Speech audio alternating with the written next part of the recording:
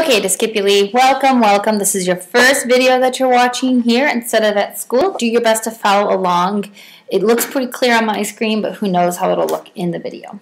All right, so you should have at least two things with you. The first thing you're going to need is your notes that I handed out to you, something to write with, and if you're newer to Latin or if you struggled last year, you're probably going to also want your notes that we took today about declension. So we talked briefly about declensions today, which I need you to alter these a little bit. I want you to do right here. These are challenge accepted words.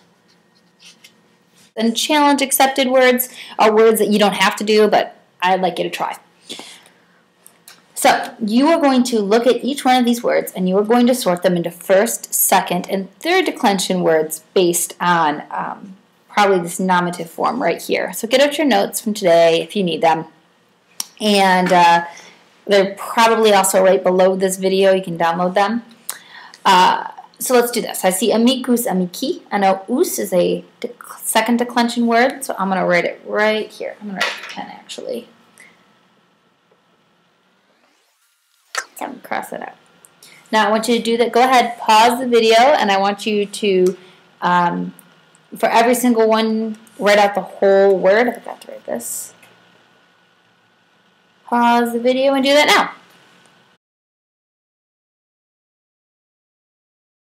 And you're back.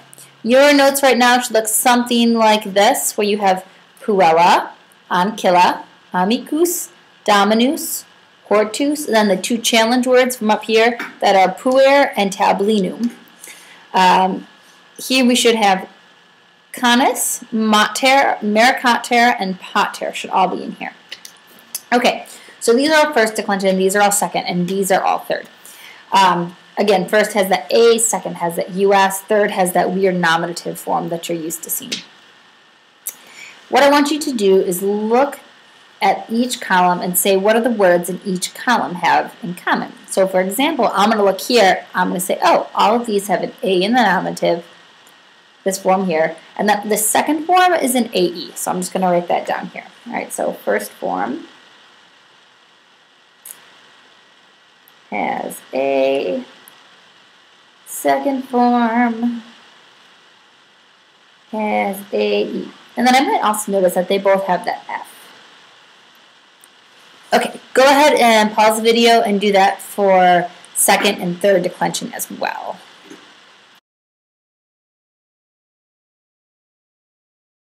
And you're back. So, you probably noticed in this that the second form has an I. You may have also seen that this first form has a US, but if you did the challenge word, that's not actually true. But all of these second forms do have an I. You probably noticed that they have the weird nominative here. You might have written something here. And then all of these forms do end with an IS, though. So that's an important thing to have noticed. You may have noticed that most of these words are masculine except this one, which is neuter. And you may have noticed that this masculine and feminine, and these words could also be neuter too. We just don't see them. Okay, so follow along with me. We're going to label this dictionary entry. Now, dictionary entries are basically what you look in the big kid dictionaries, or if you have an app that you look in. This is going to be what you're going to see, are words that look like this. Amicus, amici, some sort of letter, and the English meaning.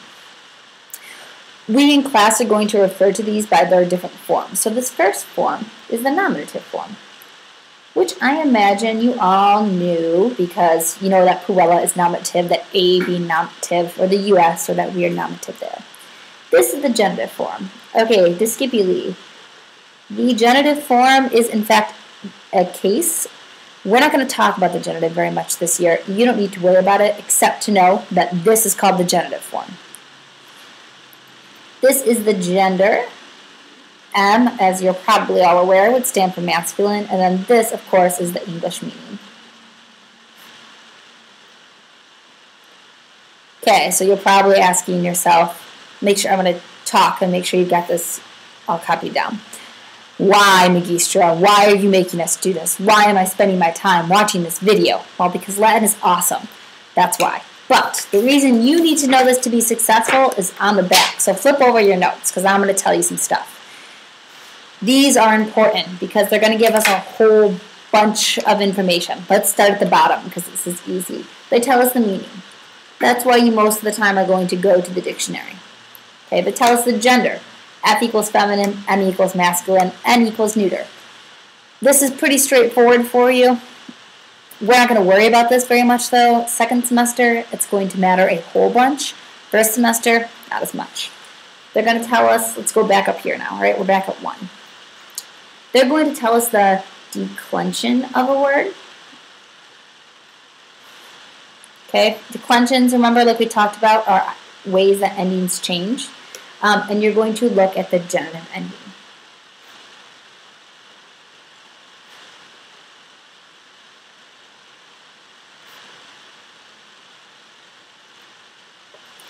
Alright, I have here the top part of that notes that I'm just going to keep referring to so I can pull it in and pull it out. See, look, it's just the bottom part. It's all filled out too. And up the top here. Okay. So, if you look here, first declension, this genitive form right here, okay, second form, it always ends with AE. So I bet you if you pause the video and turn back to the front of your notes, you can also find the other two. Do that now.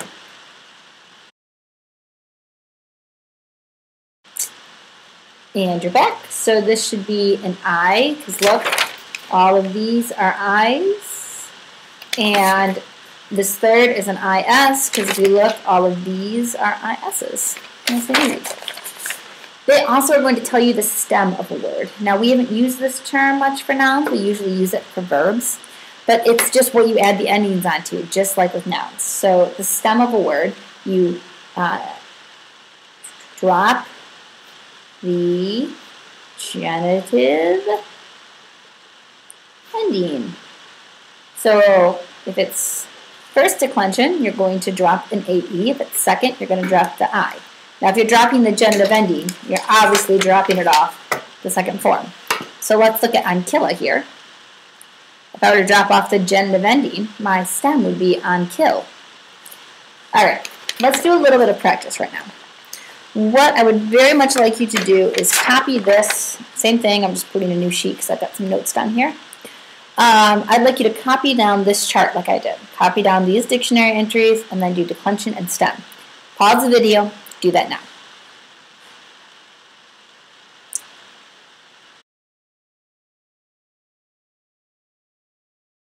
Okay, let's do the first one together. So now that you've copied this down. So, the declension. I see that this has a I for the genitive form, okay? And I know that if it has an I, it's second declension. So, my declension is second.